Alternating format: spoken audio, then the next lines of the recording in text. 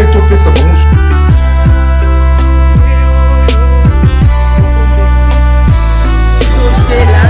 na papa na pasi bino mbote na kombo na ye.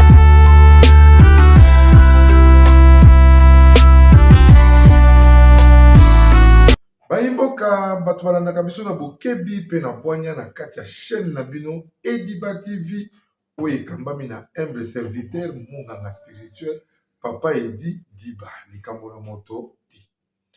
Lelo toyambi moko lisusu oyo elekaki mokolo ya dimanche na kombo ya Mama Linda Ilunga. Bongo Mama Linda Ilunga azali chantre monene oyo aza koyemba miziki kitoko, kosala miziki kitoko na kati ya Afrique du Sud, bomonaki ba extrait pe na kotiela bino su ba extrait ya banzembo na ye mosusu oyo asala.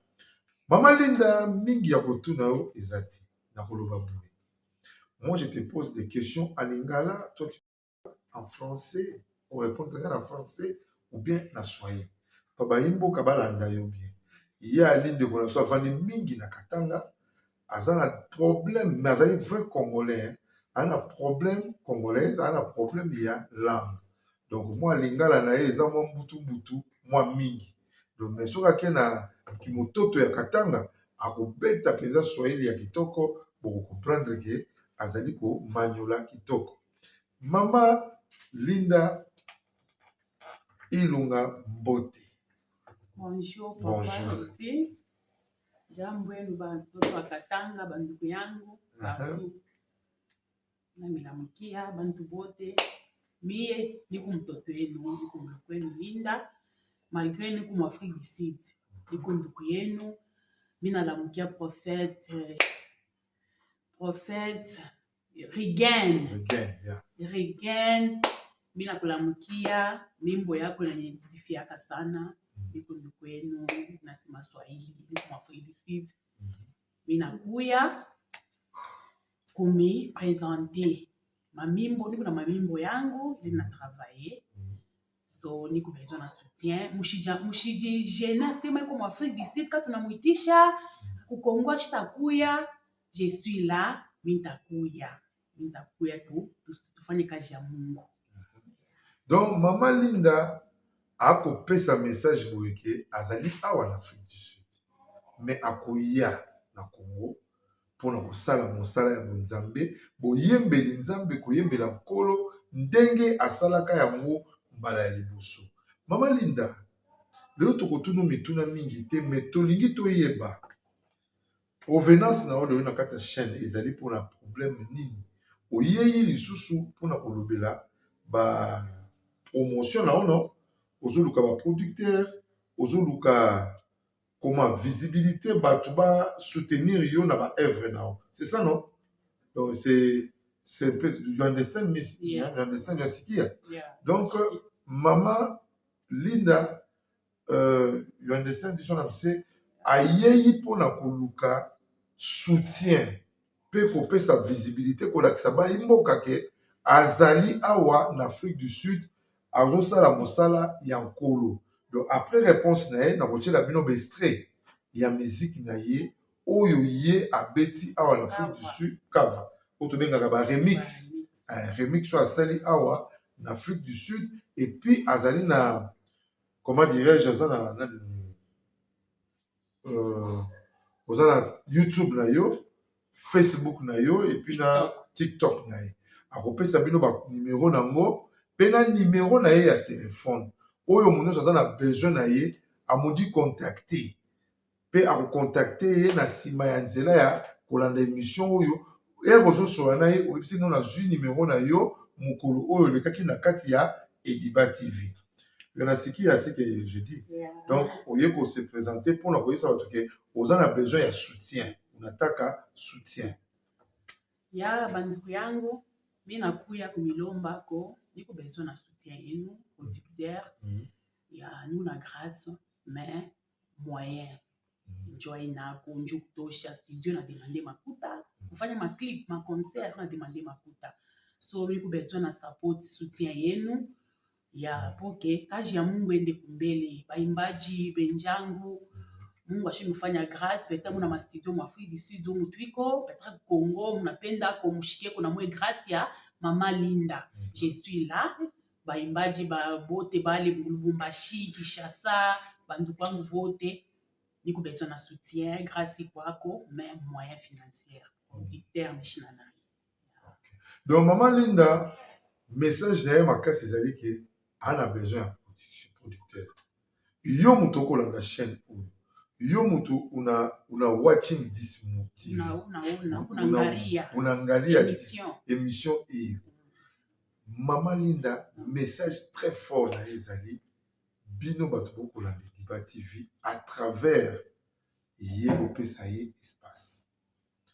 Donc, il a besoin vraiment de votre soutien parce qu'il fait des musiques, de très belles musiques. Papa, mais... papa est dit. Et puis, il est nafia kusema, aina paka sema, mina sema paka Swahili, mina sema Lingala, mina sema Français, mina sema Anglais, Zulu, mina imba mimbo yote. Mina penda niseme hivi Swahili, njo jikomike batongo bakatanga, niko yeye natoka Lubumbashi. Niko mtoto wa Mkatuba. Niko mtoto wa Mkatuba. Banduku yangu mina milomba, ni mie nduku yenu, munisoutenir. Chaîne yangu, mu TikTok, niko Linda Ilunga. Facebook, Linda Etienne. YouTube, Linda Ilunga. Niko besoin na soutien. Okay. Donc na Facebook, azana Linda Etienne. Na YouTube, Linda Ilunga. Na TikTok, Linda Ilunga. L'Éternel n'est pas comme un homme. S'il dit quelque chose, il est derrière sa parole pour l'accomplir. Alléluia. Yudas amumana kutungira Yesu. Wakwati Yesu Yudas wakasamwa. Wakamula falange bamupeshanga. Wakimasha Yudas ye wakachowa. Yenza bumuntu mubuloshi balunda ba. Ufila butu kumujinda muntu banga kwa samwa. Yenza bumuntu mubuloshi balunda bani. Ufila butu kumujinda muntu banga kwa samwa.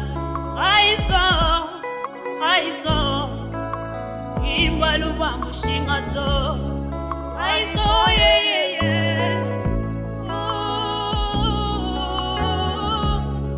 Aizo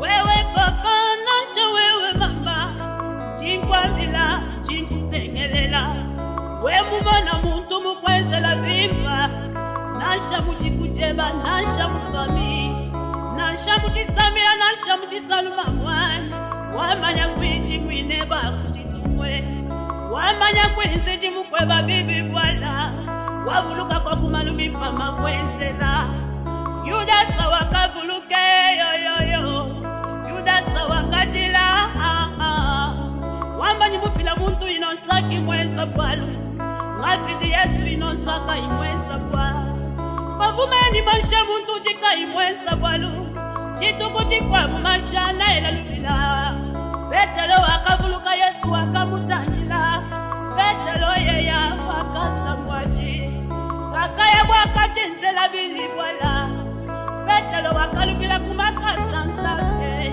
chikwambila njikusengela mama wanye wamanya kwinji mwine bakuchitumwe wamanya kwenze chimukweba bibi bwala wavuluka kwa kumalumi mama kwenzela aizo imwaluba mushingato aizo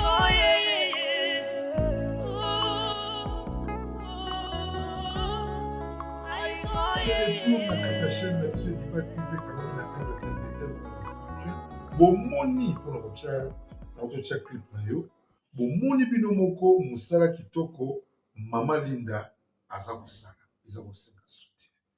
Alors bayimboka bana besoin numéro na yo oyo ki soki bato bana besoin kocontacter bakocontacter yo ndenge. Ok, mon numéro c'est plus 27 69 738 73 64. Plus 27 69 738 73 64. Ok. Bayimboka bolandi na bokebi pe na bwanya numéro ya Mama Linda Ilunga. Azali mutoto na biso ya Katanga. C'est une vraie Congolaise. bazali mwana mboka vana en Afrique du Sud alobaka français, swahili, chiluba, anglais, zulu, sutu, minoko nyonso alobaka na ye. Elle parle aussi le lingala très bien. Tout ça, votre émission na ye na lingala. Mama Linda, moi motuna moko ya moke nde natunaki bino dimanche passé ke lelo yo producteur moko abimi lisusu alobi azovoyage na yo kaka yo moko. Est-ce que papa pasteur ndenge azali wana il va accepter que toi tu parles toi seul ou bien akolinga mbilinga parce que omoni ere ozokota so studio ozobimisa biloko ya kitoko. Alors ere okozwa pawa wana yake bato badécouvrir yo bato bakoya. Il va accepter que toi tu parles toi seul ou bien akolinga mbilinga parce que omoni ere ozokota so studio ozobimisa biloko ya kitoko. Alors ere okozwa pawa wana yake bato badécouvrir yo bato bakoya. Les produits que tu as cherché tozali koluka oyo tosemaka tozoloba. Vous understand? Oyo tozoseme que non Dieu pambola ngai je cherche des producteurs mais producteur à mon ami. Est-ce que ton mari va être d'accord que yo voyager yo moko ya tikala na bana 4 mobimba to ndenge nini? Ya problème ingine papa eti merci pour la parole. Yeah. Ni problème à confiance en tant que servante de Dieu. Il faut uyu asisema la crainte de Dieu mbele faut kwenda ndani yako. Malgré asani kumwimbaji mais il faut nayo asisema ni kubibwa muntu. Ata kule mintenda il faut minatumika kazi ya Mungu na respect ya Bwana ule alikoa na respect yako na respect ya Mungu. Mintenda bwana bashina na kila atakatala parce que ni kazi ya Mungu mimi nenda kufanya. Ni kazi ya Mungu atakatala. OK. Donc Maman Linda azana est d'accord alobi mobali na yako compliqué parce que azoki kosala mosala ya Nzambe. Même ndenge baye na kati ya chaîne awa mibali na bango baza informé bake koleka na kati ya chaîne moko c'est ça non Ediba TV oyo ekambami na humble serviteur monganga spirituel mpona kolakisa image na bango ke bakoki koleka na bon les chroniqueurs sont nombreux mais toza na bacasquette différent. Moi je suis un nazali chrétien nali mosali na Nzambe donc yango baleki awa. Quels sont des messages un peu forts okoki kolancer na peuple congolais pour la makambo ya Nzambe parce que tozomona polémique. Quand on dit polémique, mais chez nous au Congo, vous allez voir maintenant qu'il y a des chrétiens, ils se disent que je suis chrétien, il est pasteur. Mais quand il fait des musiques avec l'autre là-bas, de son côté là, Baza est voisin, hein, que yo, exemple, maman, Mami Famba, avec maman Linda. Bozo ba chante, beaucoup de studios. C'est lui qui est azopé, ça yopé, power. Alors, batu de l'eau, bah, comme il apprécier musique na yo. Bazo pressé peut-être réalité. Mais il peut si jealous mongo boy na niveau Congo. Est-ce que Bana Nzambe, c'est ça que je dis. Est-ce que les gens qui croient en Dieu, ils peuvent faire des polémiques pareilles? Bon, papa il dit, il aime la fière que en tant que les enfants de Dieu, il faut ça diable moi chaque kuingia mu église leo. Chuki na kwa poisson. Moi je me demande en tant que comme on te ko usha recevoir Christ dans ta vie. Awezi kwa na ile ma jealous weke mwenjako poisson njo nini mwenjako na avancer Mungu anambénir parce que Bible nasema chaque chose a son temps. Kila mtu ana grâce yake. Peut-être comme j'ai ma sœur, Mami Famba que j'aime beaucoup. Mungu leo anamfa grâce. À travers yenjo mina wako mwe papa edi na kwa émission à travers Mami Famba. Mungu anamfa grâce leo anakuwa anakuwa élevé. Aina sasa question itakuwa ne beje la chuki mina kuya non. Il faut là mina mombea parce que tout na fois je retrouve like in the kingdom of God. Chibote il faut tuna soutenirana kombea mwenjako grâce yake pale Mungu anamfa grâce ni wakati yake na wewe pale kunaomba na roho yako ku bien Mungu atakufanya wewe grâce kuna itakuya jukile mnafia kwa conseiller ba mtu yangu ba chrétien. Donc batika polémique, batika jealous, batika jalousie parce que le temps à chacun a son temps. Baimboka bolandi Maman Linda na bokebi pe na boanya. Mais tout kabona boete. On va pas se séparer comme ça. Les gens ont besoin parce que les acapels, parce que eux, ils ont un clip na yo. Est-ce qu'ils allaient yo? Parce que voyez-vous, les musiciens, quand tu chantes dans le studio, tu as une autre voix. Mais comme ça, peut découvrir ce qu'on a réellement un bon chant. Tu vas bien en sauter. Papa, il dit, tu as dit, tu as dit, mon bon, on a bien été. Tu as besoin de photo, yo, kayo. Vraiment, maman Linda Ilunga a Kouyemba. Tous les sport publicitaire, où il y a Zonga, dans le bango, au Pesabiso, le meilleur, il y a voix na yo, Toyoka. Allô? Allô, ma sasi? Ya ma sasi? Boni maman kuna na homme de veillard misunga. Naza déjà na misunga homme de veillard. Au moni tant maman a piqué église. Alors là qui vient te. Tant bazo sengo bongo, yo tindi bongo, bango balé ba songe ba kati ba songe ba memel ba dispensaire a mike. Et là sunde ngona te maman. Mena poto na kishasa la même chose. Et loko zo se pelisanga. Banda maman koma na misunga homme de veillard. Ko tani maman. Oh maman zongo la bébé, bazo zo soya maman. Oh, mais là so moni maman, maman zongi chéri.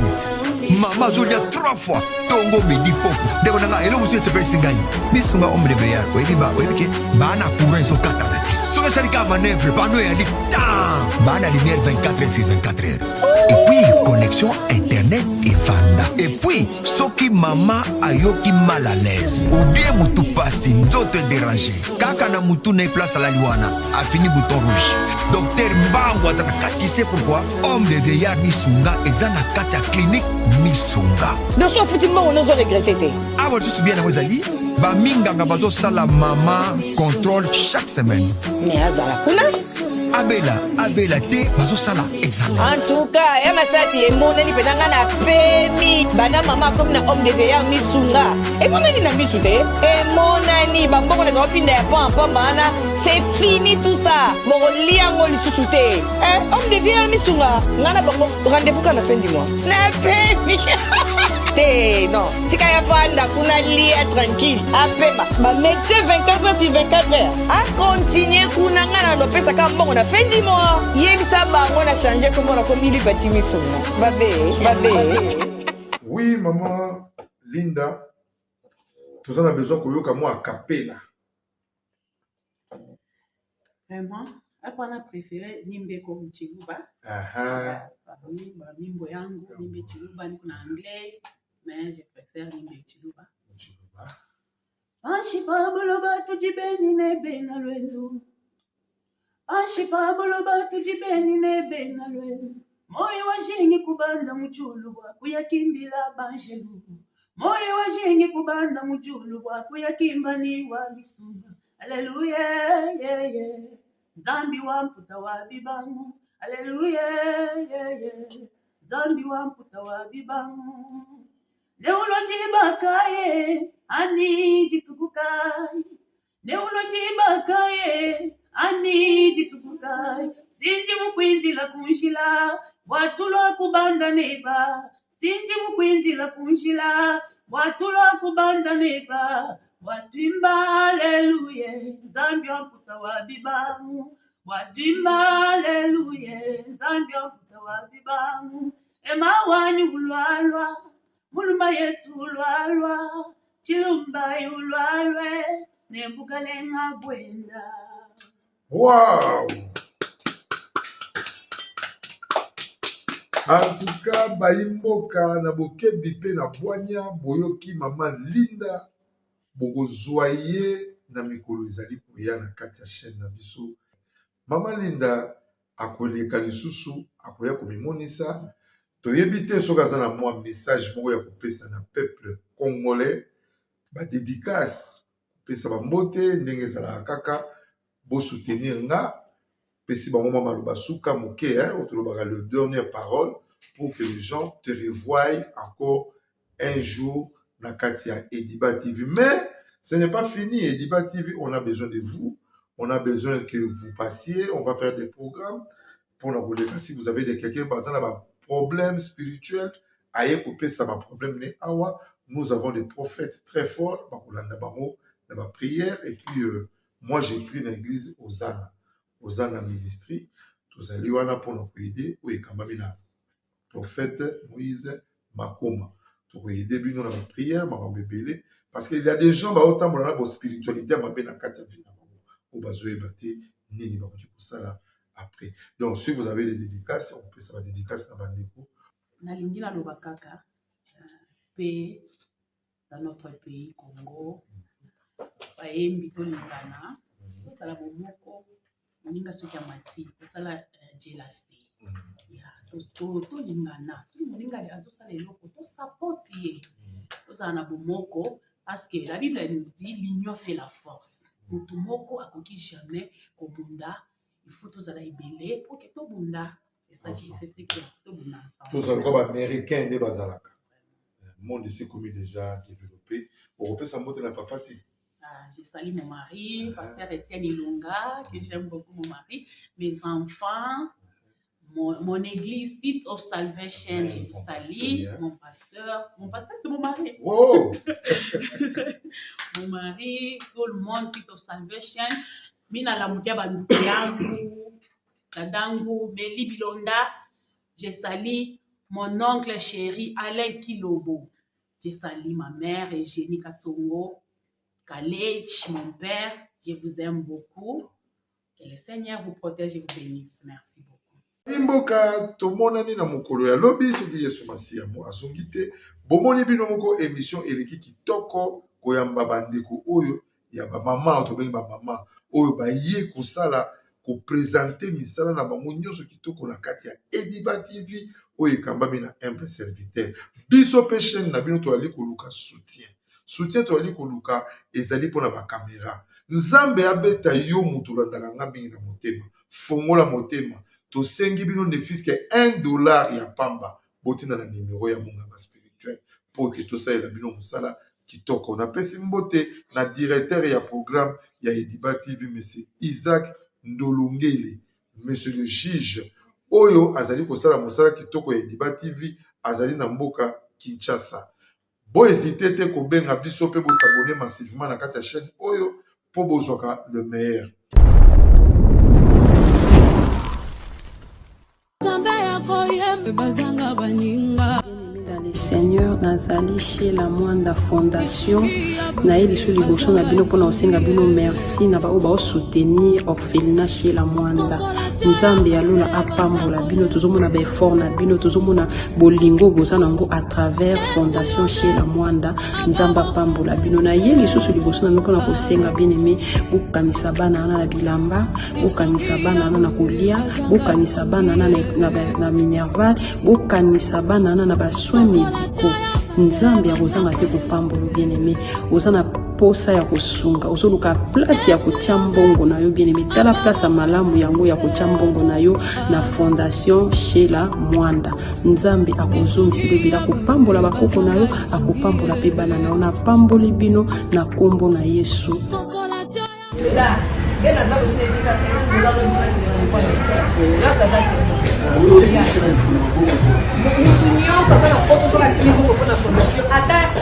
$7 asinga yango te ongele ba $7 na kosala mbala moko transfert na compte na yo bien aimé bolamu efutaka kosalisa efutaka lelo naza donc nazoyebisa bino nakoloka makambo nyonso awa te nayebisaka nzambe ke nzambe eteyebaki ke sala bolamu lelo lobi eutaka yo atémoigne yango ntina télévision alobi nayeba kosomba eloko na moboko mwana moto apesanga mosala ya epa na bango babeta ye alibeni me babelani na ndako me alobi na osala te mpo nzambe alobi esango na mwasi na mosala lelo nazozenge biso na bagrâce ebele lelo na osomba motuka na motango na motuka ya mboka fami ya papa na nga te ya mama na nga te ya mobali na nga te ya nzambe asala miracle.